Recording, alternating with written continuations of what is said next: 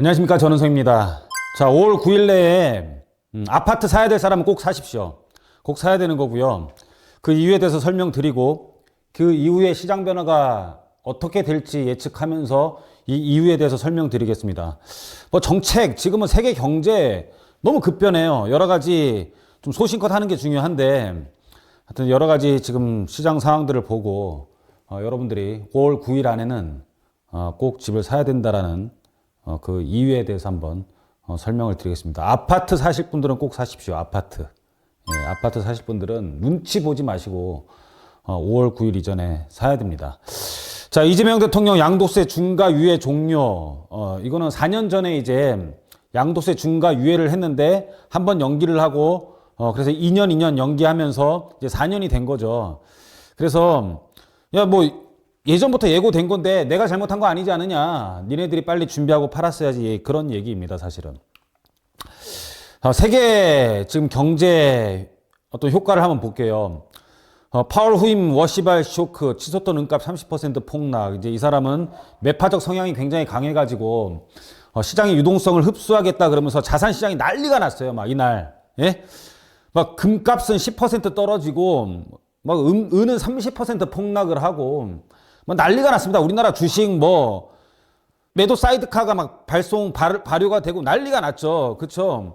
근데 그 다음날 기사예요, 이게. 비명 하루 만에 환호, 롤러코스터 코스피 막 또 사상 최대로 오르고 삼성전자 거의 하루에 10몇 % 오른 게 이게 몇십 년 만이라고 하던데 여하튼 간에 이거는 뭐 전날은 큰일 날 것처럼 하다가 그 다음날은 또 갑자기 상황이 이렇게 바뀌어요.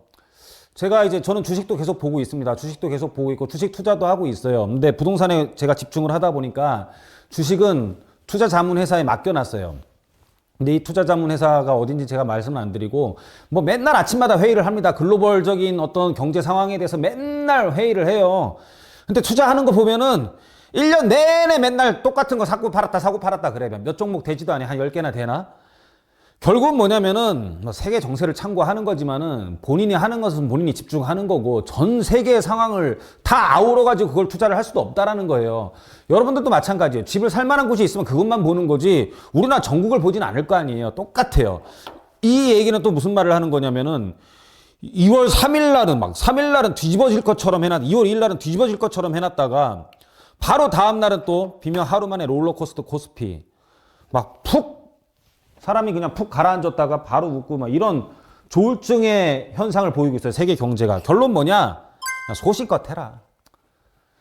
이럴 수도 있고 저럴 수도 있다. 계속 이렇게 가는 것도 아니고 저렇게 가는 것도 아니고 뭐 믿을 것도 없다, 사실.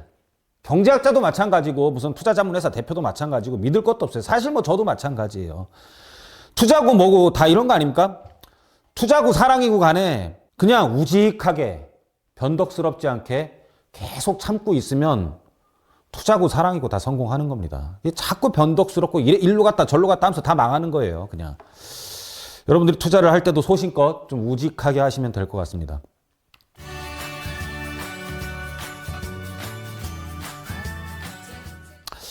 자, 강남 상구 용산 중과세 피하면 8월 9일까지 이제 우리가 기존 조정 대상 지역이 있고 이제 추가로 지정된 데들 있잖아요. 그래서 5월 9일 이전에 계약을 한 다음에 기존 이제 조정 대상 구역들 강남 상구나 용산인데 여기는 3개월 안에 잔금을 치러야 돼요. 그러니까 뭐 세입자 나가고 뭐 이런 기간을 주는 거죠.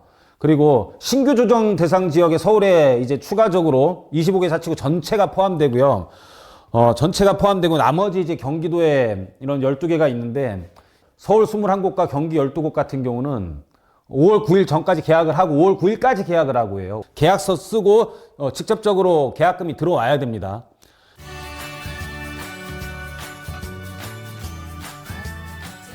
자, 앞으로 5월 9일 이후에 이전과 이후의 시장 전개 상황에 대해서 말씀드릴게요. 양도세 중과 회피 목적 당연히 팔 사람들 팝니다. 팔 사람들 팔아요. 싸게 팔 거예요. 세금 내느니 그 절충해서 팔 거예요. 그 이후에 세금을 내가 이만큼 내느니 내가 조금 가격을 깎아서라도 팔 겁니다. 그래서 이거는 가격이 아닌 세금이 판단 기준이 돼요. 정책적으로 정책이 나오면서 이벤트, 그러니까는 정책적으로 세일 매물이에요. 정책적으로 세일매물인데 5월 9일이 지나면 어떻게 될까요? 5월 9일이 지나면 팔 사람은 다 팔았습니다. 5월 9일이 지나면 다 팔았고 중과세를 감소하면서 파는 사람은 극소수예요. 극소수. 매물이 확 줄어듭니다. 그래서 여러분들이 세일 기간은 5월 9일까지라고 보시면 돼요. 그래서 그 전에 결정을 하셔야 됩니다. 매도자는 여러분들도 이렇게 생각하는 분이 있어요. 점점 5월이 가까우면 쫄아가지고 더 낮추겠지? 아니에요. 사람 심리 그렇지 않습니다, 사실은. 그렇게 막 팍팍 낮추지 못해요. 시장 가격이라는 게 있잖아요, 사실. 그리고 너무 그렇게 생각하면은 여러분들 좀 약간 그건 나쁜 마음이야. 그냥 어느 정도 이렇게 낮춰주면 사주는 그것도 어떤 덕목입니다, 사실은. 자, 5월 9일 이후에는 매도자는 관망으로 전환할 거고요. 시장 심리 구조 자체가 완전히 변화될 거예요. 그래서 매물 부족이 이제 시작됩니다. 이때는 매도자 우위 시장으로 바뀌어요. 집이 없는 것이 아니고요. 팔 이유가 사라져요. 그러면 공급이 막 생겨야 되는데 정책적인 공급, 6만 원 공급 이런 거는 공급도 아닙니다, 사실은. 실질적으로 들어가서 살 수 있는 게 공급이지. 정책적으로 여기 부시고 짓겠다. 태능 뭐 CC를 뭐 다시 짓겠다가 무슨 공급입니까? 내가 들어갈 수 있는 시점이 공급인 거예요. 그 전까지는 전세금이고 뭐고 사람이 들어가기 전까지도 다 오릅니다. 여태까지 경험상 다 그랬어요. 그래서 여러분들이 그런 것들은 심각하게 생각을 하셔야 됩니다. 그래서 체감 매물이 급감하고요. 매도자 심리가 세금 내고 팔 이유가 없어져요. 뭐 이때 가서 막 증여 같은 게 많이 생기겠죠. 협상 의지도 약해지고요. 뭐 그냥 어떻게 되느냐? 그냥 양도세를 다 전가해요. 그래서 양도세를 야, 너 내 양도세 내줘. 그거라도 감수하고 매수자는 사야 돼요. 왜냐면은 양도세 전가 가능 시장들은 대체 불가입지들이에요.